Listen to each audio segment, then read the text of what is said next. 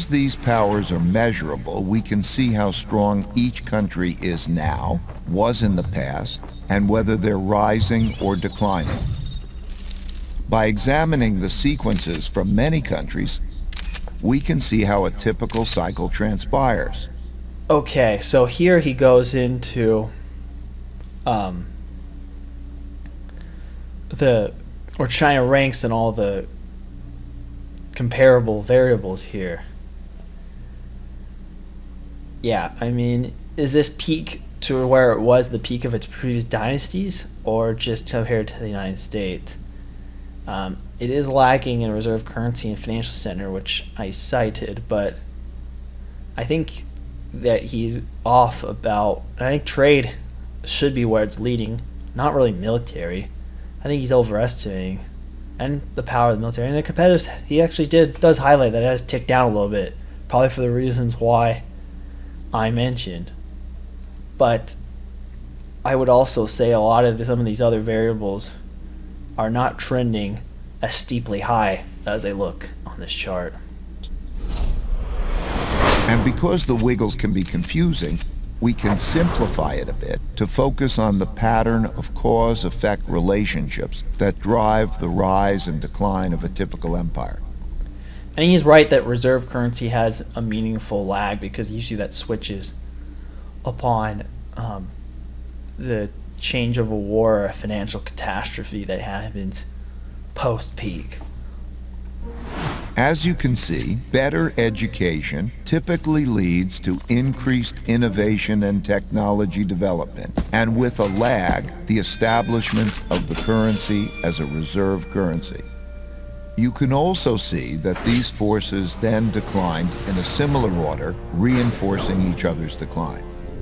Yeah, I just think that the problem is that with this one is that China, what they tried to do is build their country just on competitiveness and trade, and then tried to use the money made from that to finance the rest of them. And then, but the thing is that demographically, their population may get too old to be competitive before they complete the process. Whereas other countries, usually they just let the market do it. And so that the only really thing the government invested in the early days, and I'm referring to like the 19th century, was education. And then by investing in things, having basic public education and making that a cultural priority in a lot of the dominant powers in the world at the time, such as Japan and Western Europe and the United States and Australia, you basically had the increased education level elevate the society as a whole through all the other variables. But I think he's right about historically how these things ebb and flow. These cause and effect relationships drove the cycles of rises and declines all the way back to the Roman Empire. I saw how the stories of each one of these cycles blended together with others before, during, and after, in the same way as each individual story blends with others. I think he underestimates Spain here, too. Like, the Spanish Empire, through its conquests in Latin America, I think superseded China and was the dominant world power during that period. They were able to, first of all, had more gold thanks to their world trade. They built them and the Portuguese really built the first global trading empires, and they weren't really surpassed until the Dutch mastered the capital markets. But otherwise, I think that he's pretty spot on. Except for some other criticism, I think he told you he's underrated France, Japan, Russia, and Germany, and Spain during this whole thing, and the Ottomans. I think the Ottomans probably were also, they were probably the number 2 power through a lot of the 16th century as well. It's just that we don't really have that much indications of their economic trade, and they had a lot of activity that expanded beyond their core region, especially in East Africa and the Indian Ocean trade as well. But in general, he's right about the cycles and falls. I just think that the where these lines are positioned are off in many corners. But that's probably more for a history show and not analyzing finance, I think. To make the epic 500-year story that is our collective history. Speaking of history, it'd be fun actually to do a collaboration with a history YouTuber, such as some of the ones that I've mentioned, such as Crowd or What If Alt Hist or some of the other guys I've reacted to talk about these relative cycles and really how dominant truly these were economically and culturally and socially during their peak times. Be a fun video. And like human life cycles, no two are exactly the same, but most are similar. They're driven by logical cause and effect relationships that progress through stages from birth to strength and maturity to weakness and inevitably decline. However, that's like saying a person's life cycle takes 80 years on average, without recognizing that many are much shorter and many are longer. While age can be a good indicator of future longevity, a better way is to look at health indicators. One can do that with empires and their vital signs too. Yeah, I think he's right on that. You can look at financial data and economic data to measure the health of society, and you can use this also on sociocultural indicators to measure demographic health, but that's a different conversation really than what we're going for here. The difference is that an empire, unlike a person, can last multiple generations and doesn't have to die in a predictable 250-year path. Like, I think that's where he's wrong. They don't all live about the same amount of time. I think you've had regime change of the dominant power due to the generational cycle, but that doesn't mean that the same country or empire can't win the generational cycle multiple times in a row. The biggest example of that would be the Roman Empire. The Roman Empire, depending on whether you count the Byzantines or not, lasted from 750 BC to 476 AD if you exclude the Byzantines. And if you include the Byzantines, it lasted to 1453. So that's a 2200-year period.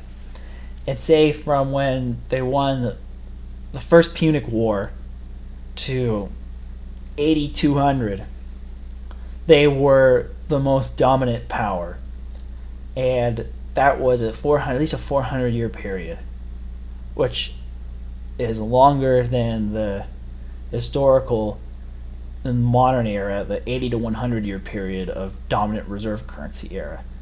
They had several reformations of their government, most notably the transition from the Republic to the Empire, but they had one around the Punic Wars too, and the era of the Five Good Emperors, that several government, and even such as Constantine and Diocletian in later years, who had reforms of their system internally without losing their spot as the dominant world power, or at least the dominant power that could contact them effectively, because Han China was just simply too far away. And Chinese dynasties, similar things happened to them. They were the dominant power in Asia for most of their lifetime, despite having several turnovers in their government. So I think the internal cycle can keep flowing without necessarily you losing your status as the top dog. And I explained this earlier in the video, but I think it's just an important point to repeat. I found that by watching the indicators of power change, I was able to see what stage a country was in, which helped me to anticipate what was likely to come next. Now, I'll take you through the big cycle in more detail. Give me 20 minutes and I'll give you the last 500 years of history and show you the similar patterns across the Dutch, British, US, and Chinese empires. 500 years of big cycles. I kind of unintentionally explained the whole 500-year thing earlier in this video without even knowing it, because I did watch this before I did this reaction. And the one thing I forgot to mention is the importance of reserve currency. And I generally agree with him about how these cycles work. So if you go, and I have a link to the original video if you want to see that 20-minute section. But the reserve currency, the reason why it's important, because it allows a government to expand its spending capacity without expanding its taxation on its own people. Because if you need to, the world needs your currency to trade. They're needing to get supply of dollars. And who's going to provide that supply of dollars needs to be provided from liquidity excess of the use of the domestic economy. And so by providing that liquidity in exchange, the U.S. gets what is effectively tribute payments in terms of purchasing power from the rest of the world that they can use to spend on financing, whether it's military needs or increased domestic spending beyond the taxpayer's capacity, or investments in infrastructure, or whatever the government decides to use it on. I think personally that the reserve currency privilege has been used rather poorly since the turn of the millennium. I think it was pretty well balanced, I would say, prior to that, except for the guns and butter era of the 60s with Vietnam War and the Great Society at the same time, forcing the U.S. off the golden window. But I'd say since like Volcker took control of inflation in the early 80s to about 2000, the reserve currency privilege I don't think was overly abused, and we saw lots of prosperity globally in the U.S. and its allies in the 80s and the 90s. But then after September 11th, you had overreaction or just a deliberate plan from neoconservatives, depending on how you look at it, in foreign policy, and the U.S.'s excesses in the Middle East, in Iraq and Afghanistan, and then followed by a policy of mass social deficit spending with the expansion of Medicare, the Bush administration, and a general lax approach to deficit spendings in the Obama and Trump administrations led to the abuse of the exorbitant privilege of the reserve currency. The problem is no country, including China, really has the ability to step up and take the dollar's place. I mentioned due to liquidity concerns, but if you just look at data, which I'll show a chart here, there's a reason why that RMB transactions are still well less than 5% of the total world foreign currency transactions. It's liquidity and lack of trust. I think the PBOC is trying to do that, change that, and in order to, they're going to need to have positive real interest rates and a stable currency for a long period of time, and watch one of their geopolitical rivals' currencies blow up, or win a military conflict to change that, because it's in the financial world, it takes a long time for people to switch to something that's working well enough. When borrowing and spending are strong, the empire... Alright, this is the part, the decline, which I think is, I'm not going to skip, because I think it's probably of most concern to my viewers, and this is what I've been asked about. So, really, is the U.S. in decline, and is the U.S. alone in decline? I will answer that question by going through what Dalio has to say about societies in decline. The decline comes from internal economic weakness together with internal fighting, or costly external fighting, or both. Typically, the decline comes gradually and then very suddenly. When debts become very large and there is an economic downturn and the empire can no longer borrow the money necessary to repay its debts, the financial bubble bursts. This creates great domestic hardships and forces the country to choose between defaulting on its debts or printing a lot of new money. Yeah, we talked about this when I explained it in the chart earlier. Yeah, with the excess bubble, the money is not there to cover the service, the interest. There's not enough growth and productivity, and so there's default. And since governments do not like to see themselves completely fail all at once and default, they're gonna print money to cover it up and hopefully extend themselves an election cycle, and then that creates its own set of problems. It always chooses to print a lot of new money. at first gradually and eventually massively. That devalues the currency and raises inflation. For the Dutch, this was the financial crisis brought about by financial excesses and paying for the Fourth Anglo-Dutch War. Similarly, for the British, it was paying for its financial excesses and its debts from the two world wars. And for the U.S., it's been 3 cycles of debt finance booms and busts since the 90s, with the central bank stepping in each time with stronger measures. I think he's being generous there. If you look at the dollar versus gold since 1971, when gold's about 2,000 an ounce right now, or maybe 1,900 as I'm recording this. I'm just going to be conservative and put it at 1,900. And then it was 35 back then. So, I mean, like the decline versus has declined, has lost over 95% of its value since 1971. It's worse than what happened with the pound, and that's what's worse than what happened with the Dutch guilder at the same time. But look at any other currency. Look at the Chinese RMB versus gold over that same period of time.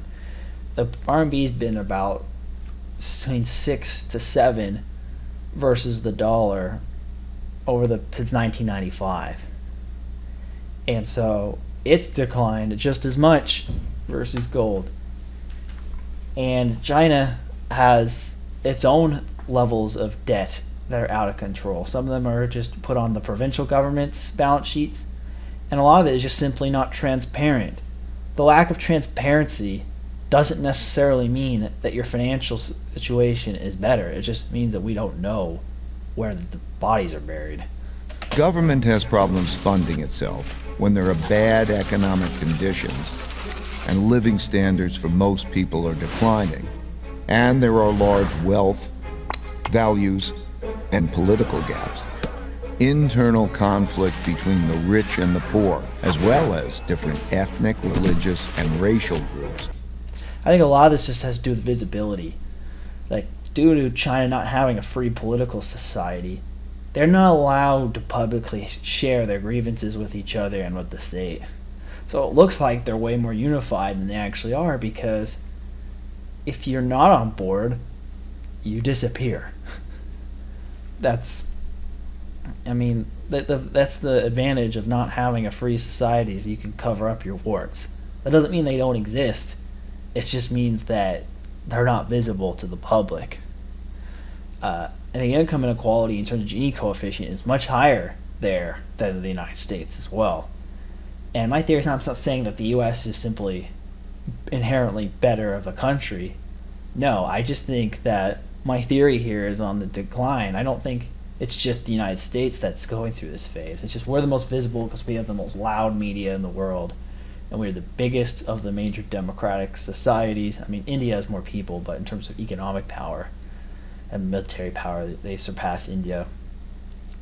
And the U.S. also is a lot more fragile in a lot of ways due to the amount of diversity in the country and the internet making people more alienated and finding communities not based on regional ties but just maybe shared interests. But that's a sociological topic I'm really not going to get into here.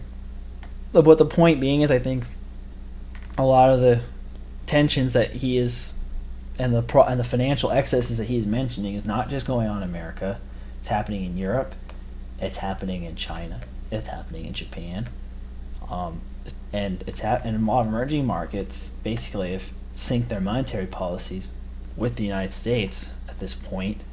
So I think that all the ships, if they're going to go down, they're going down together. And whoever's the dominant power is going to be who creates a better internal order at the fastest pace when the great restructuring happens, which I think we're ongoing. This started in 2008, and I think the restructuring of the major powers of the world will end probably at the end of this decade. Greatly increases.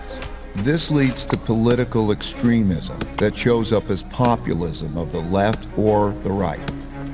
And the crackdowns going on the last 2 years against big businesses in China are not their own form of political extremism or lying flat. Again, just because it's not visible and it's censored doesn't mean it's there. But yeah, I agree. A lot of the dissatisfaction with lower standard of living leads to political extremism because politicians can't tell the truth. Imagine if, I'm going to try to be nonpartisan here, so if President Trump and President Biden stood together at a press conference and said, hey, look, our government blew it. We blew through all of our savings and we simply cannot compete with the rest of the world who's willing to work at far lower wages than we are. And the only way we're going to be able to fix our country is that we raise taxes and or print enough money that you are going to have to settle either outcome with a lower standard of living similar to your brethren in the third world. No matter which president says that, your party's going to get slaughtered in the election. Like Jimmy Carter tried to say something like that in the 70s about forcing people to, how people need to be cut back for the good of the country. He got destroyed in 1980. And after that, nobody's really tried to preach a message of austerity. And during the European debt crisis, every time governments tried to enact austerity, they subsequently lost their next elections. It's a flaw of the democratic system, and it's a common thing. That's why you have populism, because people say like, hey, wait, you have these extremists who promise, look, we'll fix all the problems so you don't have to lower your standard of living, and our extreme solution will be the way to do that. It's just a matter of the fact of which one wins out here. Those of the left seek to redistribute the wealth, while those of the right seek to maintain the wealth in the hands of the rich. Typically, during such times, taxes on the rich rise, and when the rich fear their wealth and well-being will be taken away, they move to places, assets, and currencies they feel safer in. Yeah, we have started to see that. You have the whole idea of these billionaires building bunkers in New Zealand.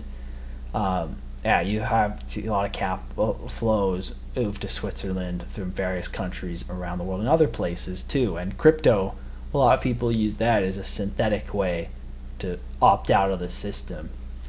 And the desire for hard assets. I mean, I go to a lot of these conferences with family offices and well-to-do people, and the things that people want most are hard assets and digital assets. And I think that's this growing recognition that higher taxes are likely to come, whether directly or indirectly, through inflation.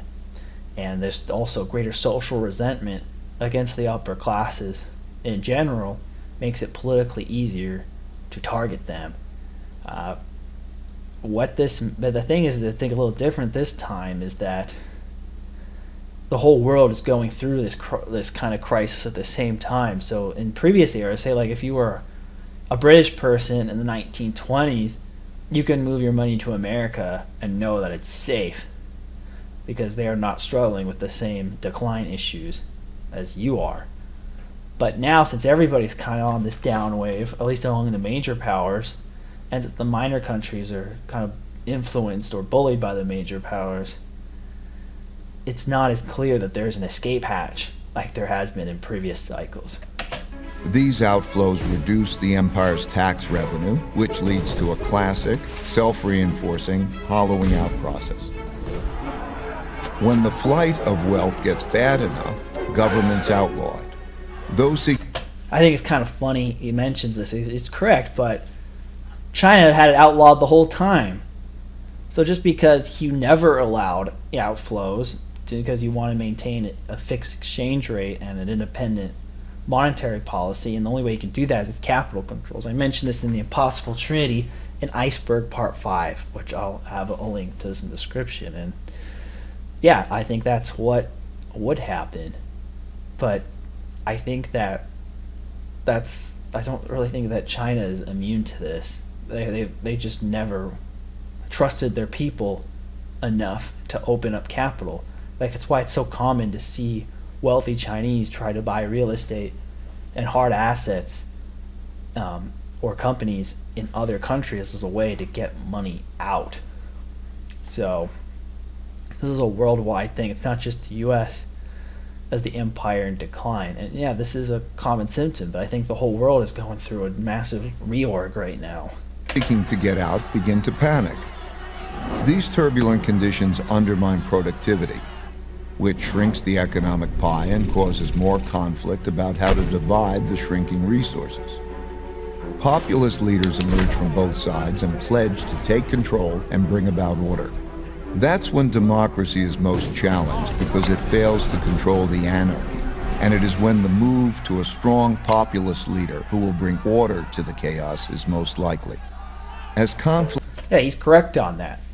And really, depending on what kind of populist regime or transitionary regime comes in these major countries is what's going to dictate who's going to be the leader in the next era. And populism has a dirty word, because populism is simply what the people want, which on one side, if you read the book The Myth of the Irrational Voter, it really kind of tells you the people don't make any sense and they want conflicting outcomes and conflicting policies at the same time. But because of what Dalio's saying about the conflict or the shrinking pie phenomenon, populism really just means to seek what the majority want to rectify from an entrenched elite who has kind of ladder pulled their way to the top and changed the regulatory environment and so political social environment to make it so that there is no social mobility. I talked about this a little bit in the compensation theory and some of my reactions to what if all hissed, but I can get into that in a future video as well. But the point being is that these populist groundswells either lead to one side getting a dominant control of the government and running roughshod to reform it in the ways they see fit. If these sides are too equally strong, it could be a civil war. Or the establishment can try to wring power away from the populist forces by distracting them with an international conflict, which would be a world war if it's one of the great powers. The problem with option number 3 is that nuclear weapons make that one very difficult to pursue without the risk of mutually assured destruction. So I think it's actually the least likely outcome of what these countries do. So I think all these countries are going to go through some sort of regime change and transition driven by a radical populism. It's just a matter of which side wins.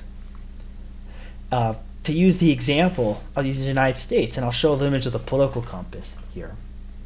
And I really think there's 4 different directions that the United States can go when it's populist restructuring. One is the authoritarian left.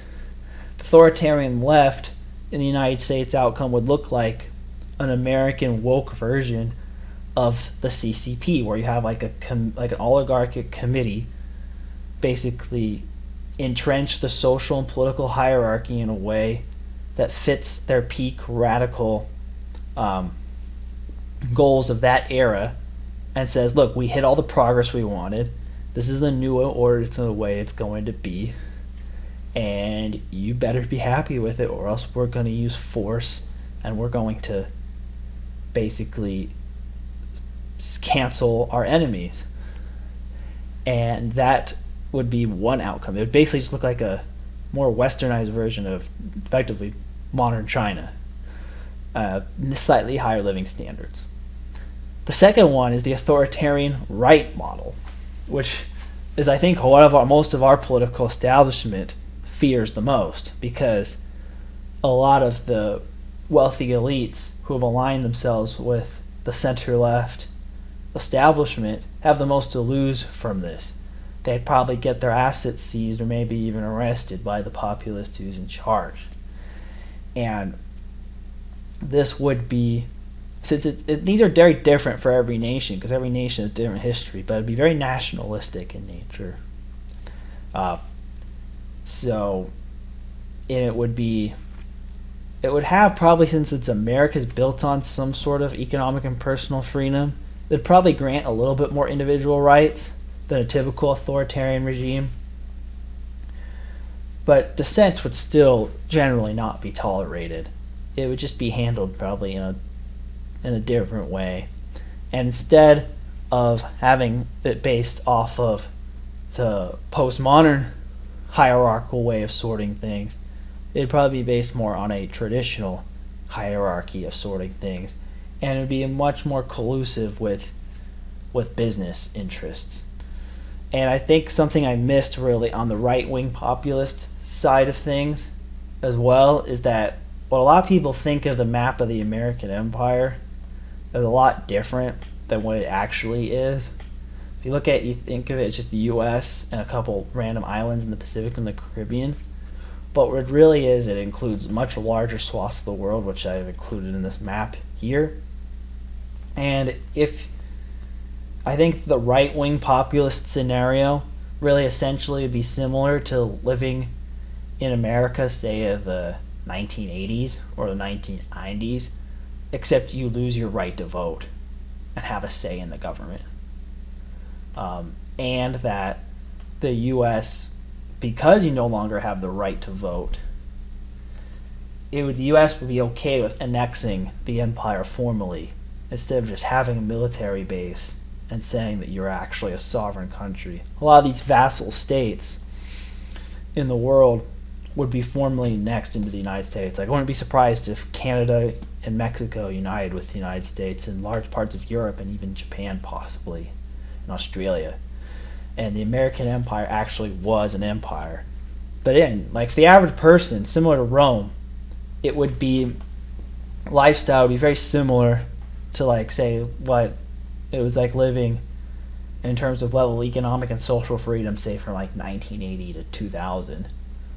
But you just lose your political freedom in the sense that the people in charge are the people in charge. The political class determines who rules. The American Republic becomes the American Empire. And then the third scenario is something like The Sovereign Individual, which is a book that I recommend reading.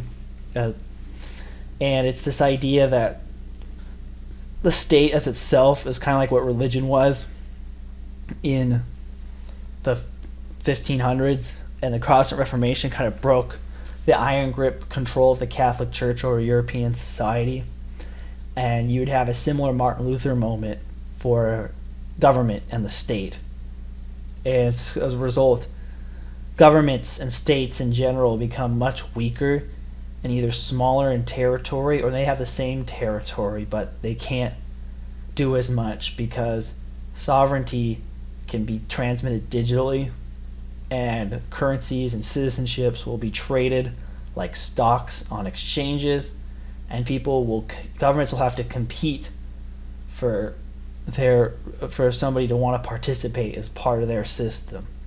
This sounds kind of like a libertarian paradise, and it's a concept that I think I'll probably do an in-depth review of The Sovereign Individual in a future video. But it would be basically a post-state world, effectively, where you'd still probably have governments, and in their last grasps, they'll try to suck up as much power as they can, and we might be living through the death pangs of the state right now, arguably, by these people.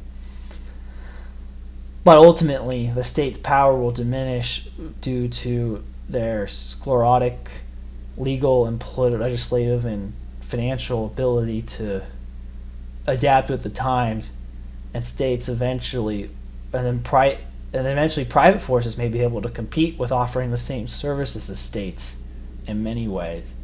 So I think there's really three outcomes here. You have a sovereign individual / competitive model that all the states participate in.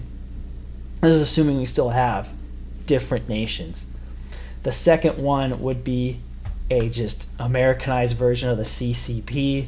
The third one would be like the Americanized version of a Roman Empire.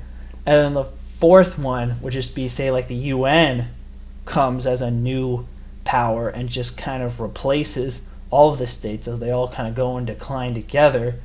And a new world order kind of agreement is that, hey, the fact that we have all these different sovereign states with no higher authority is why we have wars and tension and people competing for resources when we need to be cooperating more. And maybe that's the alternative here.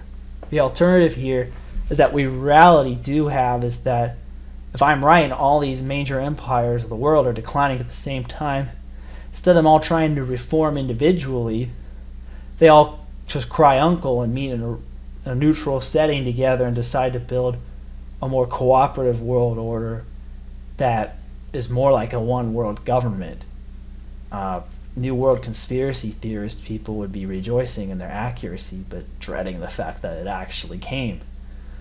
And then there's other scenarios too, where say like the U.S. does go through this battle, but they don't restructure in a way that is as effective as another country. Maybe Japan is able to restructure in a way that they're able to, I don't know, sound too sci-fi, become a cyborg state and utilize the potential of the singularity to their dominance over AI and robotic machinery to create a world empire. Or that China reforms its system to allow more economic and social freedom without a lot of the decadent baggage of the West, and so they do become that dominant power of the rise because they were able to take off the shackles of the CCP. Or Europe, they reform themselves, and when their baby boom dies off, they restructure Europe as a single federalized state and get back into the business of empire building. So those are the possible scenarios here. I just don't think it's just, as what Dalio points out, as automatically China just is simply better than us and on the rise and know what they're doing. I mean, he's been quoted for saying, comparing the Chinese CCP to like a strict parent, which I think is kind of a little crazy, to be honest with you. But those are, if people ask, what are some of the alternatives? I think the other thing is that the range of possibilities here is much wider than most of us can comprehend. I'm just kind of highlighting what I think are some of the most likely end game scenarios. In terms of currencies, that I forgot to mention too, is that if you have this shakeup of all the world's currencies are probably going to decline too. The world can either revert to a gold standard. Globally, once again, you could have a digital crypto standard.